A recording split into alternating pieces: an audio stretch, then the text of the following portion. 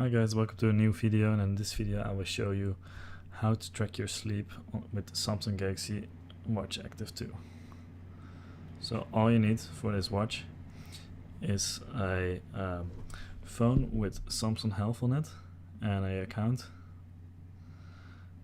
And in this account you have to be logged in and you need to have Samsung Health on your watch, but it's automatically installed. So I actually use the widget to track my sleep.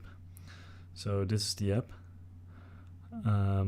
Here you can see your sleep and your progress and all these things, and it's also connected to the phone.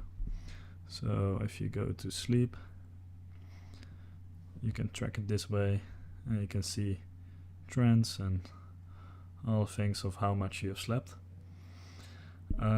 But yeah, it's important for you to turn on Goodnight Mode once you start sleeping, so the phone won't bother you. And once Goodnight Mode is on, you won't receive any notifications, or your screen won't turn on by just shaking your wrist. And the only way it will turn on is by you tapping the button and turn it off.